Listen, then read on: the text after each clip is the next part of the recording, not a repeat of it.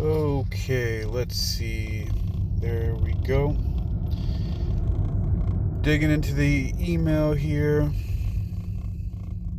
I got the email from Neuroscience News. So, that looks interesting. Alright. Brain circuit discovery reveals how empathy shapes our behavior. My goodness, look at all the ads popping up on the screen. This was March 11th, 2025. I'm Hakeem Ali Bokus Alexander. I'm reading this for HAKEYM News from neurosciencenews.com. In the background is one of my binaural beats. You may or may not be able to hear that.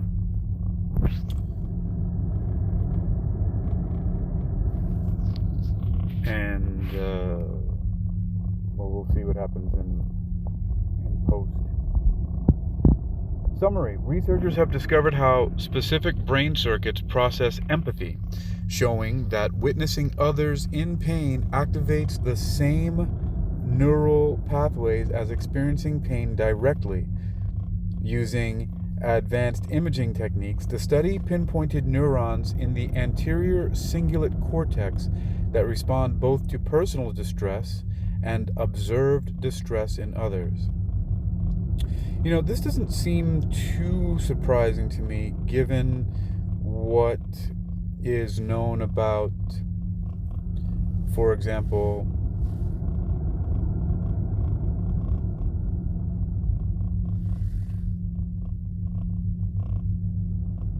mirror neurons.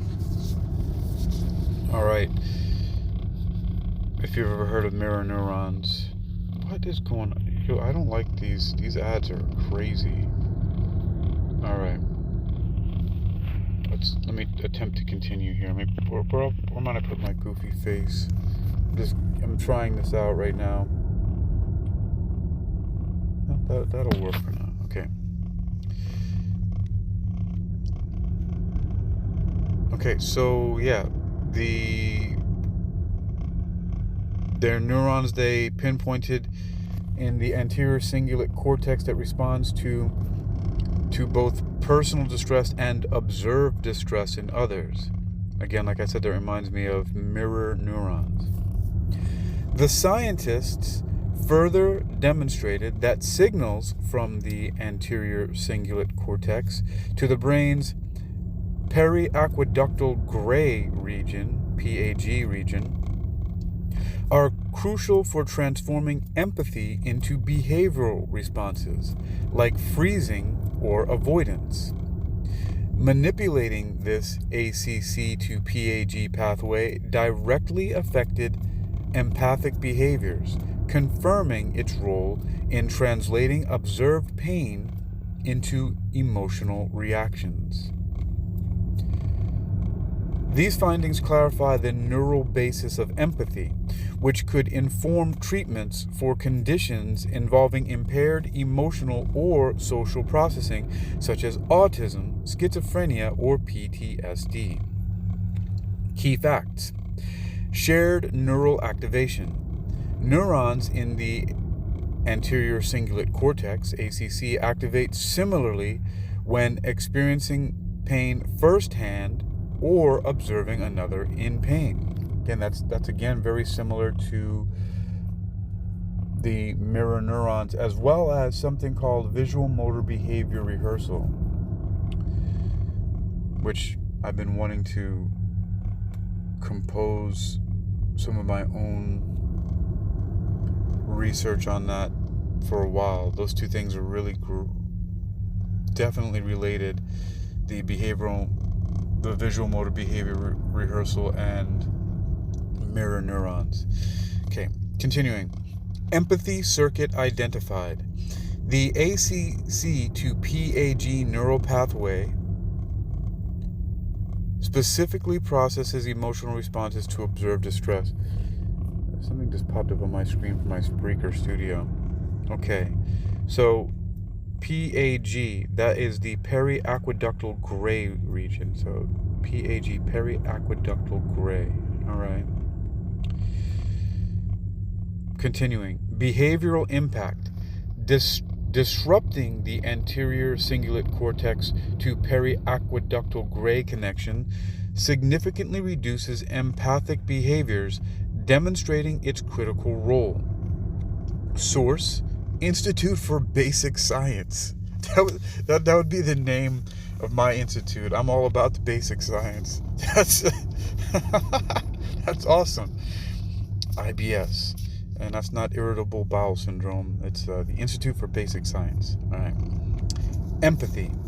The ability to share and understand the emotions of others is a cornerstone of human social interactions.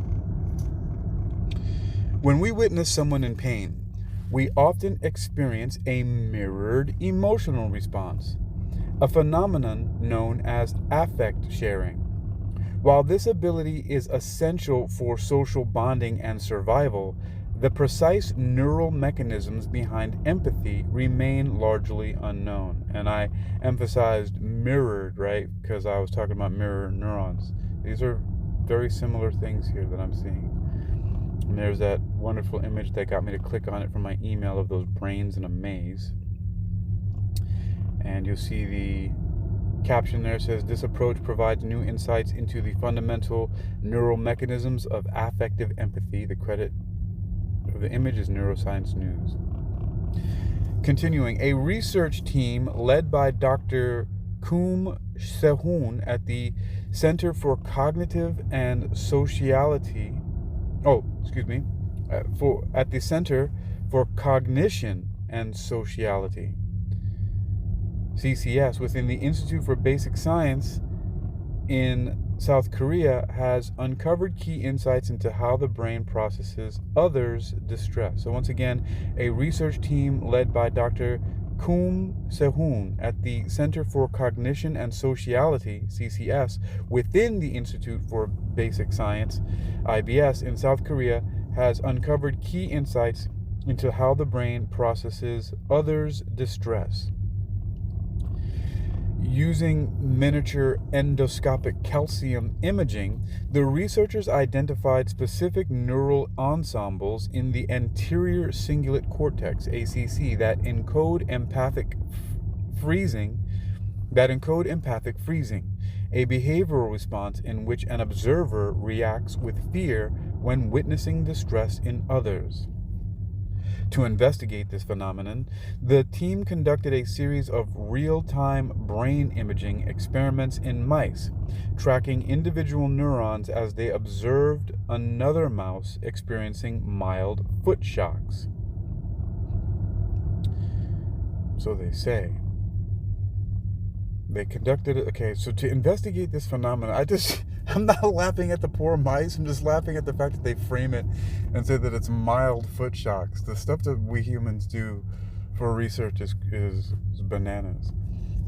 Continuing, to investigate this phenomenon, the team conducted a series of real-time brain imaging experiments in mice, tracking individual neurons as they observed another mouse experiencing mild foot shocks. I'm just imagining the little foot pads of the little mice and how cute they sometimes are, and just them getting shocked. That's crazy. All right, continuing. The results showed that specific ACC neurons, and I'm saying this to remind myself, that's anterior cingulate cortex. The results showed that specific anterior cingulate cortex neurons were activated both when the observer experienced pain firsthand and when they witnessed another in pain, reinforcing the idea that observing distress triggers a neuronal response similar to direct pain experience. And again, these things are very, very similar to mirror neurons and visual motor behavior rehearsal. In mirror neurons, some of the first research that I had read about was when one monkey saw another monkey, for example, reaching over and picking up some food. The same neurons in the monkey who was observing the monkey picking up the food, the same neurons fired in the same order as if they were doing it themselves. And The similarity to that in visual motor behavior rehearsal is that you could, for example, if you imagine yourself picking up food and eating it, then the same neurons in your body would fire, especially the motor neurons, would fire in the same order that they would if you were actually doing it, but what I call at a sub-activation level, because it doesn't make you do it, right? So like, just like the one monkey watching another one pick up food and put it to its mouth, while it's watching the other monkey, the same neurons fire in the same order in the motor neuron system as if it were doing it, but at a sub-activation level, meaning it doesn't activate the muscles to do it. And the same thing if you could get that monkey, if the monkey was just imagining it or remembering it, right, thinking about it, the picking up the food and putting it to its mouth, then it would also have the same motor neuron firing, but at a sub-activation level. So that's the similarities between visual motor behavior rehearsal and the mirror neuron pathways. And this reminds me a lot of that.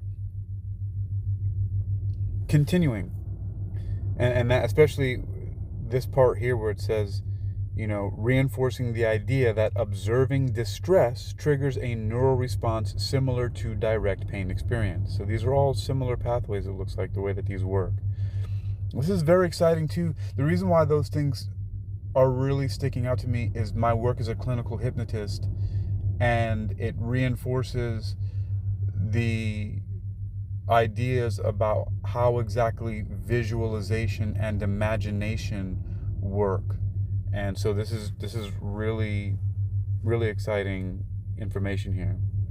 Continuing, the study further revealed that ACC population activity during empathic freezing closely resembles the representation of affective rather than sensory aspects of direct pain experiences. This suggests that witnessing another's pain triggers activation in the anterior cingulate cortex as if the observer were experiencing pain themselves, highlighting the anterior cingulate cortex's specialized role in processing the emotional aspects of pain. Further analysis revealed that anterior cingulate cortex neurons projecting into the periaqueductal gray, PAG, a brain region involved in fear and pain regulation, selectively conveyed emotional pain information. The researchers used optogenetics, a technique that enables precise control of neural activity with light, to manipulate this pathway. That's really cool. I just started recently learning about optogenetics, and I think that's fantastic. I mean, it's not brand new, but it makes sense to me. And I'm not going to get into that right now because I'll start to geek out and go way too far off of this. So, continuing. When they inhibited the anterior cingulate cortex to periaqueductal gray circuit, empathic freezing and pain avoidance behaviors were significantly reduced. This confirms that this pathway transforms perceived distress into behavioral responses, reinforcing its crucial role in affective empathy. Unlike previous studies that focused on animals with prior pain experience, this study used naive observer mice with no previous exposure to pain, allowing the researchers to examine pure emotional contagion without the influence of past experiences. This approach provides new insights into the fundamental neural mechanisms of affective empathy. Now, that's interesting, but also, again, not new. Of course, they have to do the research to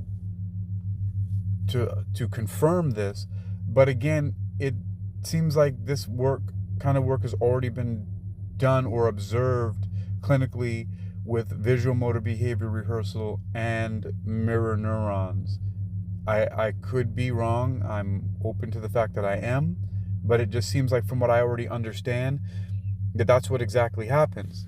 That, because what they basically said was that mice that were naive to pain, so basically mice that haven't had their little footies shocked before, they still had these same reactions just observing another mouse in pain, even though they couldn't directly relate because it didn't happen to them before. They don't have a previous experience with it, but they still have activation experiencing seeing another mousey in pain. Okay. And that's what they said. Unlike previous studies that focused on animals with prior experience, this study used naive observer mice with no previous exposure to pain, allowing the researchers to examine pure emotional contagion without the influence of past experiences. This approach provides new insights into the fundamental neural mechanisms of affective empathy. Understanding how the brain encodes empathy could have major implications for mental health research. Conditions such as autism spectrum disorder, ASD, antisocial personality disorder, PTSD, and schizophrenia often involve difficulties in processing social and emotional cues. By identifying the specific brain circuits involved in affect sharing, scientists may develop new strategies for treating these disorders. Dr. Coombs said, "Our findings pinpoint the specific brain circuits involved in processing others' pain emotionally, offering a foundation for new approaches to studying empathy-related neuropsychiatric disorders." Okay, one more time. Dr. Coombs, and I don't know if I'm pronouncing his name correctly. Dr. Coombs stated, "Our findings pinpoint the specific brain circuits involved in processing others' pain emotionally, offering a foundation for new approaches to studying empathy-related neuropsychiatric disorders." Okay. All right. About this empathy and neuroscience research news. By the way, one of the things is I read these articles 99.999% of the time cold readings when I do any of my neuroscience news reading recordings for my podcast. And so that's why I'm not as smooth with it, but I like it like that. I like stream of consciousness. I like spontaneity and figuring out things as I'm going along. It's kind of like I'm taking you along with my learning journey with me. And it saves time. Some people may not have heard this before. A lot of people haven't heard before. Less than a tenth of a percent have ever heard anything that I talk about. So, but I use podcasting, reading articles as a way to be efficient with time, because I want to podcast and I want to create content, but I also want to read. They both take time. They both take real time, meaning, the time it takes for me to speak. Let's say if I do a 15-minute talk, it takes 15 minutes. But if I want to read for 15 minutes, that's also another 15 minutes. But if I can do them both together, talking, reading, podcasting, then that saves a lot of time and eases my anxiety about not doing either of them. So I figured out how to do both. Okay, so this is about this empathy and neuroscience research news. Author William Suh, source Institute for Basic Science, and it shows the contact them, and the original research is under open access, and it is titled "Cortical Representations of Affective Pain Shape Empathic Fear in Male Mice" by Coombs, Sehun, and others in Nature Communications. And I wonder if they have it here. They have the abstract of that paper. So here's the abstract, continuing. Cortical representations of affective pain shape empathic fear in male mice. Affect sharing, the ability to vicariously feel others' emotions, constitutes the primary component of empathy. However, the neural basis for encoding others' distress and representing shared affective experiences remains poorly understood. Here, using miniature endoscopic calcium imaging, we identify distinct and dynamic neural ensembles in the anterior cingulate cortex, ACC, that encode observational fear across both excitatory and inhibitory neurons in male mice. Notably, we discover that the population dynamics encoding vicarious freezing information are conserved in ACC pyramidal neurons and are specifically represented by affective rather than sensory responses to direct pain experience. Furthermore, using circuit-specific imaging and optogenetic manipulations, we demonstrate that distinct populations of anterior cingulate cortex neurons projecting to the periaqueductal gray, PAG, but not to the basolateral amygdala, BLA, selectively convey affective pain information and regulate observational fear. Taken together, our findings highlight the critical role of anterior cingulate cortex neural representations in shaping empathic freezing through the encoding of affective pain. And here you can see Neuroscience News asks you to join their newsletter. Sign up to receive our recent Neuroscience News headlines and summaries sent to your email once a day, totally free. We hate spam and use your email to contact you about newsletters. You can cancel your subscription anytime, and that's where this video of me reading this opened up to, was in my email box. And there's others there, but that's it for now. This is a good way to end this little test here, so that's what we're gonna do. All right.